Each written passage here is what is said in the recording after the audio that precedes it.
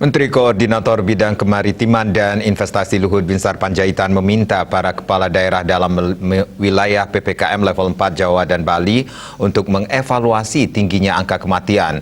Dalam rilisnya 21 Juli, Luhut meminta agar para kepala daerah tersebut segera menjalankan pengetesan, pelacakan, dan perawatan.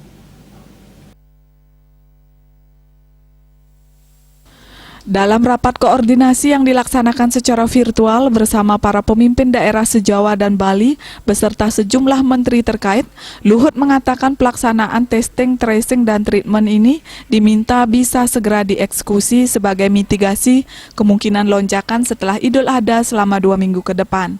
Menurutnya, Presiden RI telah meminta agar para kepala daerah memiliki data yang pasti terkait pasien meninggal, sudah divaksinasi ataukah belum.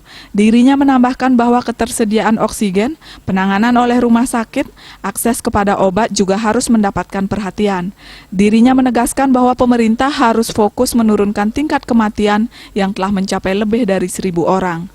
Sementara itu, Menteri Kesehatan Budi Gunadi Sadikin mengatakan varian Delta penyebarannya lebih cepat, sembuhnya lebih cepat, namun wafatnya pun jadi lebih cepat. Oleh karena itu, rumah sakit diminta segera menyusun tata laksana perawatan COVID yang baru. Menurutnya, dengan melakukan hal tersebut, langkah intervensi akan lebih cepat dilakukan.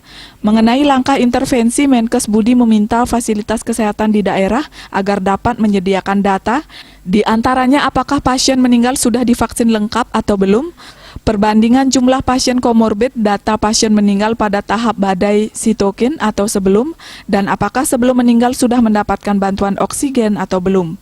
Bali Pos melaporkan.